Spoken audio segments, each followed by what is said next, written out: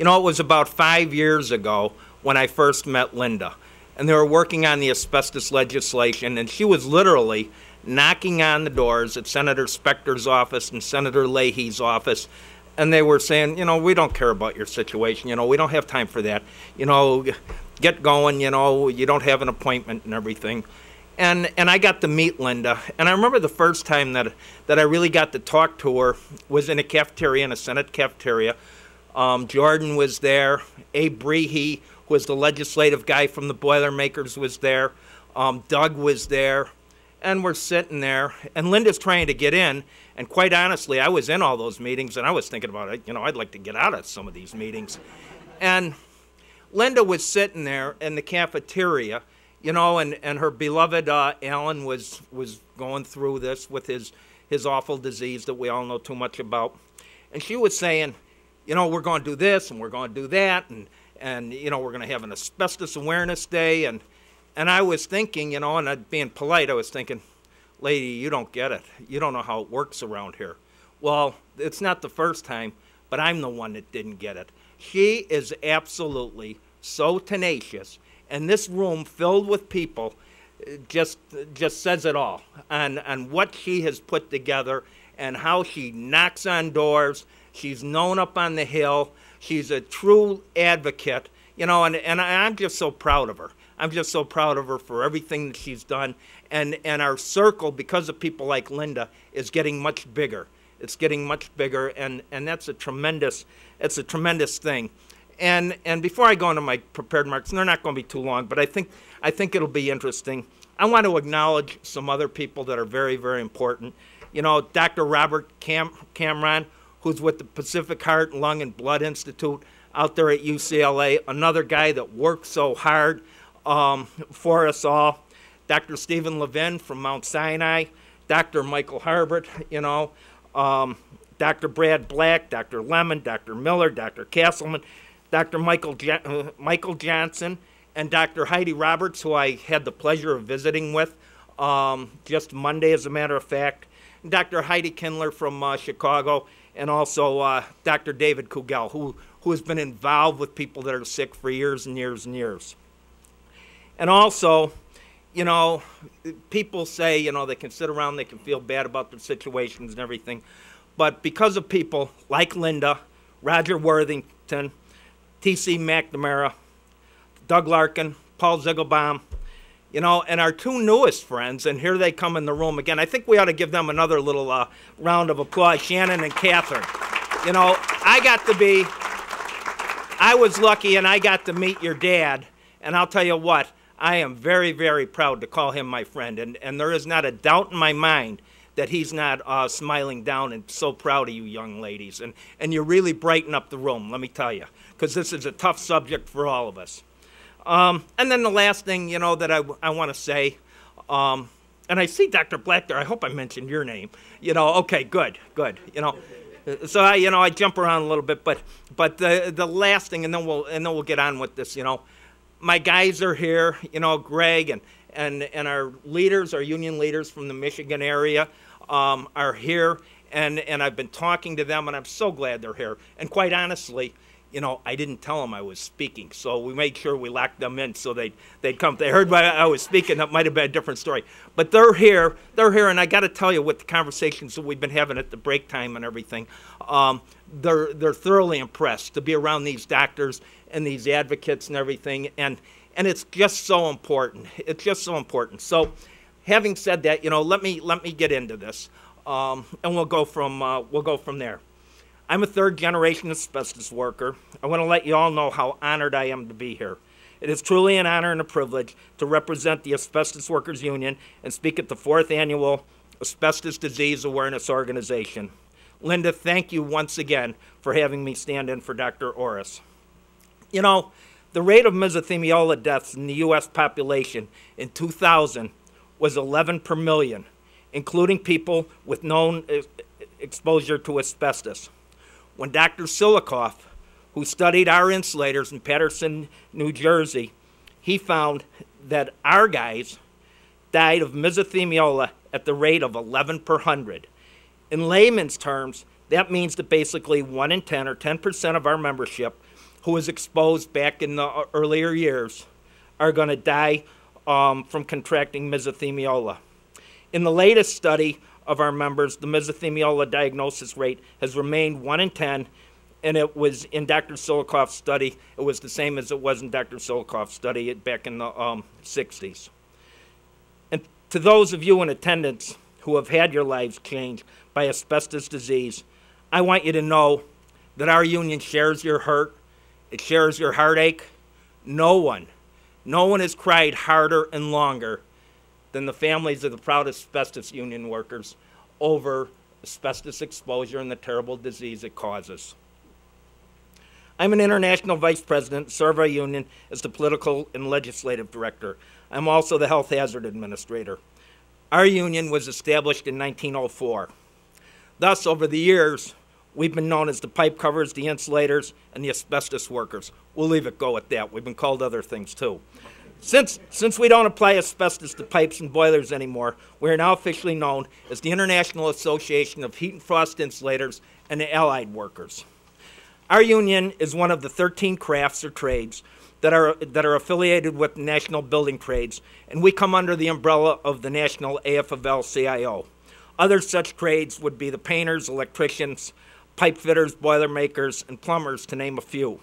When it comes to illness caused by asbestos exposure, our union has been at the forefront in working with organizations such as Asbestos Disease Awareness Organization, Pacific Heart and Lung Blood Institute, and also MARF, and the good doctors who are trying to get their arms around this insidious disease that have decimated so many of our members and caused such grief to our families.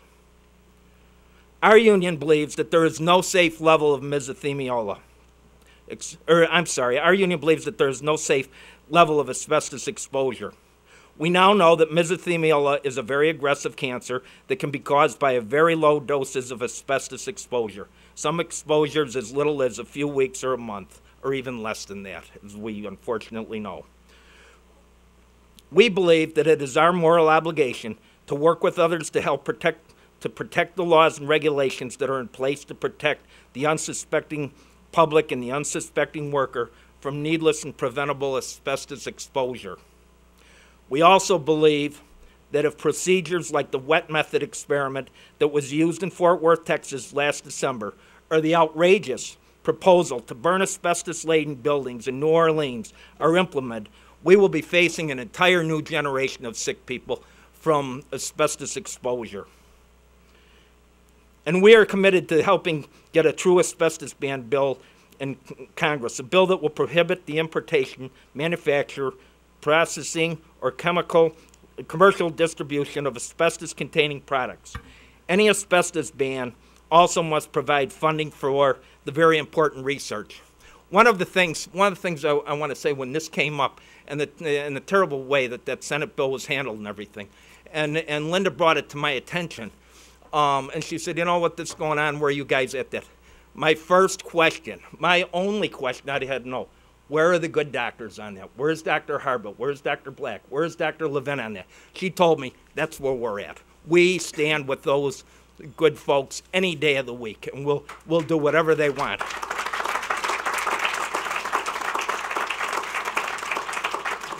So what do asbestos workers do? Today we do the same type of insulation work with products that do not contain asbestos. We insulate mechanical systems and powerhouses, both coal burning and nuclear, refineries, steel mills, factories, schools, hospitals, office buildings, and other high-rises.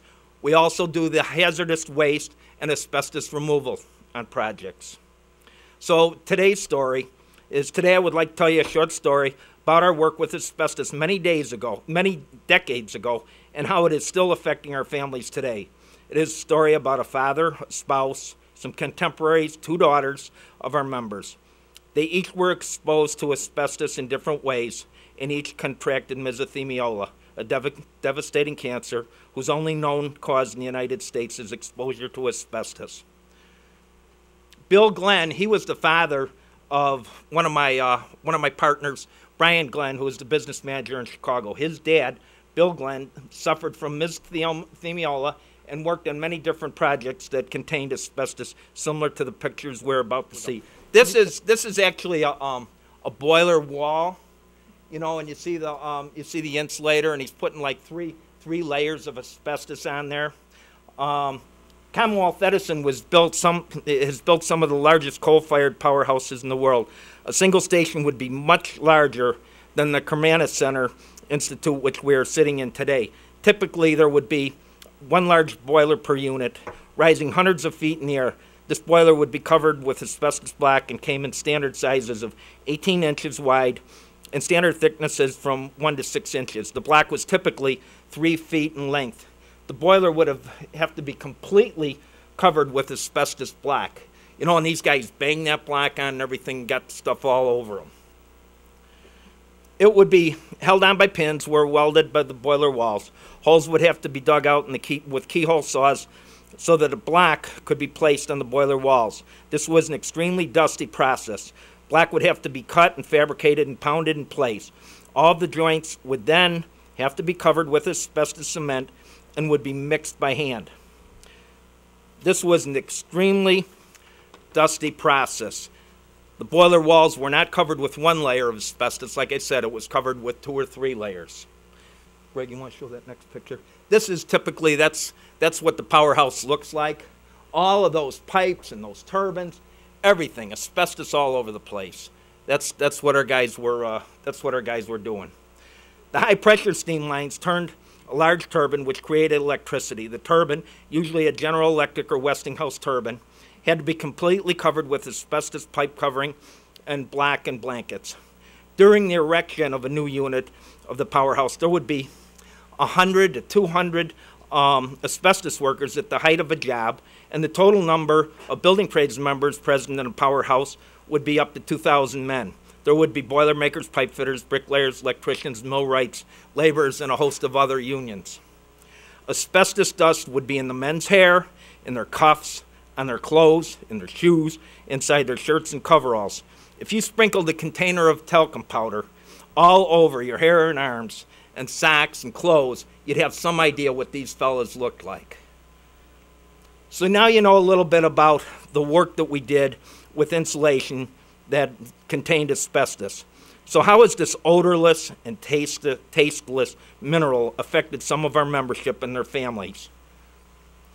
This picture here, this is Veronica and Eddie O'Shea.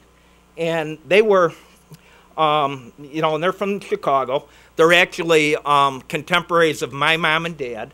So I knew them real well. They were around the house when I was growing up, when I was a little kid. And Eddie was a pipe cover from Local 17 in Chicago. So was his brother George. He was a pipe cover from Local 17 in Chicago as well. You know, though my dad did not contract mesothelioma, he died of complications of asbestosis and lung cancer, as did my mom. But, you know, back to the O'Sheas. Veronica, shown here, you know, she was a great talker. She helped a lot of people. She was a volunteer crossing guard. And her husband, Eddie, was a decorated veteran of World War II and was a member of Local 17, as I said. Okay. And this is, again, this is the kind of work our guys did. Eddie and his brother George worked at many of the powerhouses, refineries, and steel mills near Chicago. Eddie and George would come home like my dad, all dusty from a day's work. Veronica, like my mom and many spouses in the 50s and 60s, would wash her husband's clothes. When you washed an asbestos worker's clothes, even after shaking them out, it left a ring of caked insulation in the washing machine. After her autopsy, Veronica's lung tissue was submitted to asbestos fiber analysis by Dr. Rogley at Duke University Medical Center. By simple light microscope, over 7,000 coated asbestos fibers per gram were found in her lung tissue, when normal was 20 such coated fibers. By a special and more powerful scanning electron microscope, over 24,000 coated bodies per gram were found, and an additional 40,000 uncoated fibers were found per gram in her lungs. Dr. Rogley concluded that Veronica's lung tissue showed she had the equivalent of an occupational exposure to asbestos just from washing her husband's overalls. Today, even the daughters of our members are contracting asbestos disease, including mesothelioma, just from living in the home of their fathers who were asbestos workers. This past year, Veronica and Ed's daughter, my cousin, was diagnosed with non-malignant asbestos-related condition on her lungs. Also in this past year, George O'Shea's daughter, another cousin of mine, was diagnosed with mesothelioma, just from living in the home of an asbestos worker as a little girl. Last year, another daughter of one of our members had just died of mesothelioma. She was 44 years young, with 2 young daughters, one who hadn't even completed high school. So this deadly disease of mesothelioma is moving to yet another generation today, daughters of asbestos workers, some of whom are young mothers. Contemporaries. I would like to tell you about 3 of our contemporaries who were recently diagnosed with mesothelioma and take you through a few quick pictures that'll show you how they were exposed. Tom Walsh, Jimmy Kearns, and Chick Schill are contemporaries of ours who have recently been diagnosed with mesothelioma. Tom was the son of one of our leaders from St. Louis. Jimmy was a decorated veteran of Vietnam conflict in the Chicago area, and Chick was a business manager of one of our locals in Iowa. These guys were all in their 50s. They're all in their 50s. Last year when I gave a talk similar to this, Tom, Jimmy, and Chick were still with us. Recently, Tom and Chick have passed away, and Jimmy is still holding his own. So even as I tell you this story of ours from decades ago, I stand here with you today to try to find a cure for effective treatment for mesothelioma and asbestos-induced cancer and disease. A few more pictures. One of the jobs our members did was to cover the steam lines that were 24 inches in diameter with asbestos pipe covering and cement. And this is, though Tom, Jimmy, and Chick's exposure to asbestos was during the 1960s, many of our members who are contracting mesothelioma first started in the trade in the 50s. We have heard that researchers and scientists are interested in data-first exposure. For people being diagnosed with mesothelioma today, we now know that it can take 20, 30, even 40 years or more from first exposure to contract mesothelioma. For a daughter of an asbestos worker born in the 50s, the date of first exposure to asbestos was probably the day she returned home from the delivery room to live in her father's house. Asbestos pipe covering, you got one more there for me? This is an interesting picture, and I just want to tell you, because this will kind of put things in perspective. You know, they're talking about this asbestos thing, this asbestos bill with 1%. We don't use this asbestos like we did. This is a 50-pound bag, and if this current asbestos bill goes through, if you had a bag like this, a half a pound of it could be asbestos. That is totally unacceptable. Okay.